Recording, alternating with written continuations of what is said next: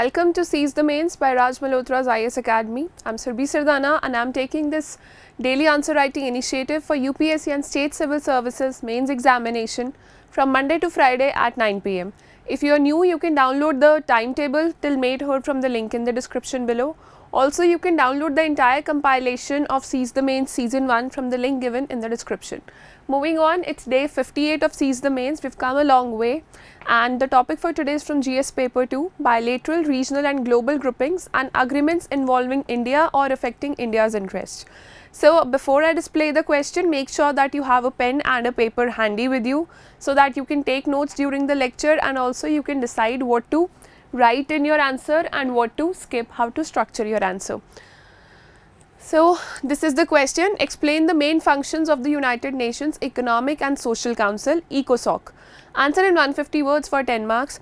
See, this is a very simple question. Such questions will not be asked by UPSC. Even if it is asked, this similar question, this first part was asked in 2017 in UPSC mains examination, but it had a second part to it.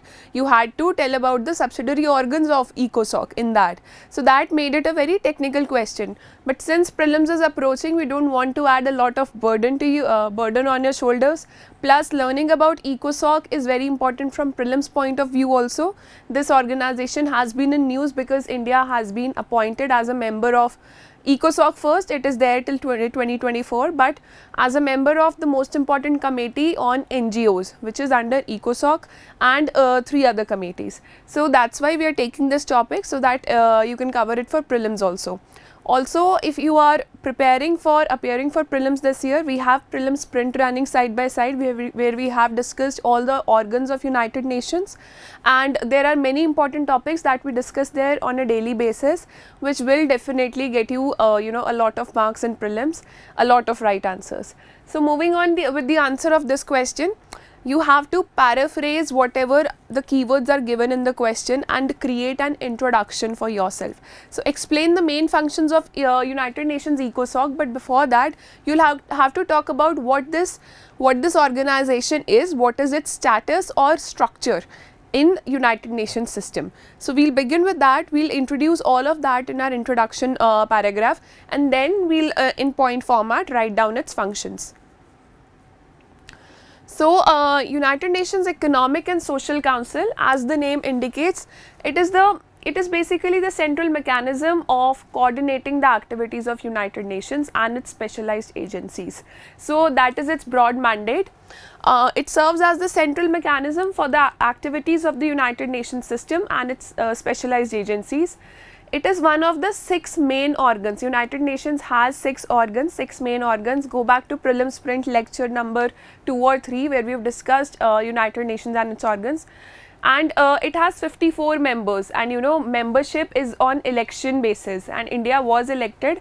India is recently a member of this organization, and India has been elected from the Asia group, Asia regional group. These 54 members are based on geographical representation. So, that is a regional representation, equities maintained, equalities maintained on the basis of geographical representation here, and 54 members are there in total. India has been elected to ECOSOC, one of the 6 main organs of United Nations, for the term 2022 to 24. See, what are the keywords in this introduction? First of all, here, always underline the keywords in your answer. The examiners will never read your full answer. So, it might get you lesser marks because they cannot read full sentences. They have a lot of work to do. Always underline keywords, always underline what important information you are giving to the examiner. Okay. So, the last part is that ECOSOC does not work in isolation. In carrying out its mandate, it consults several research companies, several business groups, several NGOs.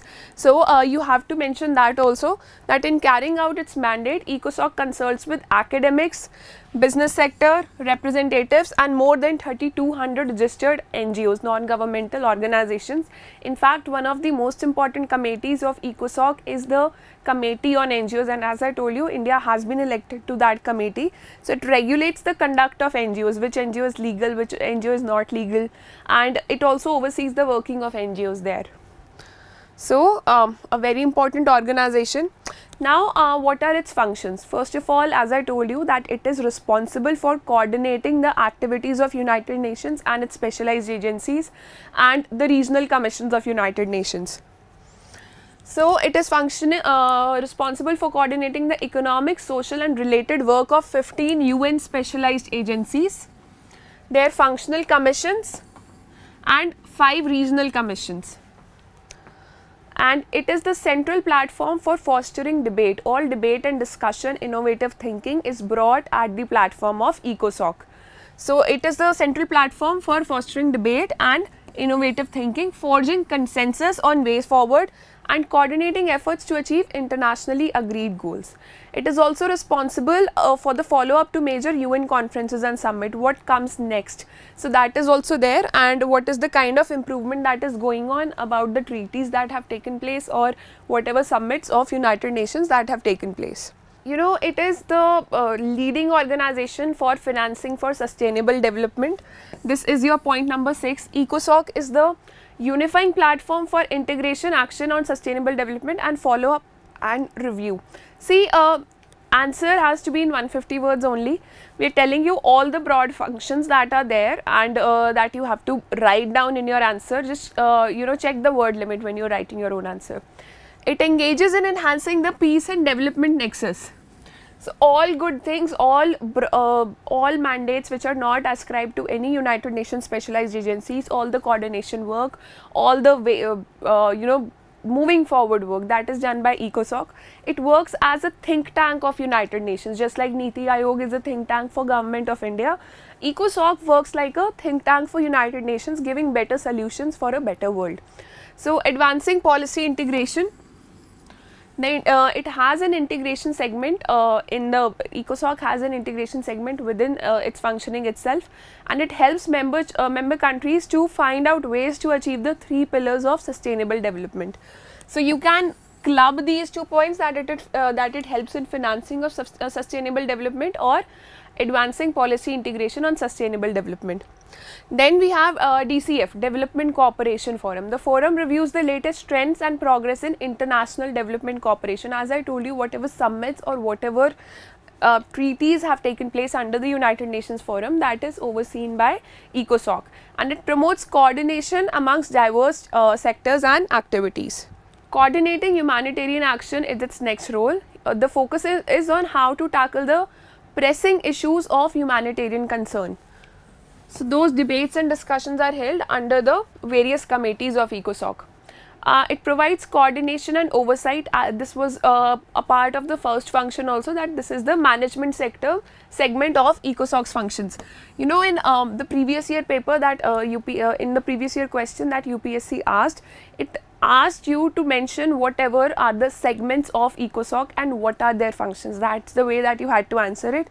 So, go back to your notes, find out all the segments of ECOSOC and what are their particular functions in that regard. It is a partnership forum because it brings together leaders from various organizations, from governments, business class, society, from NGOs, civil society and academicians. It brings them under the same roof so that discussion and deliberation can take place and solutions can be found.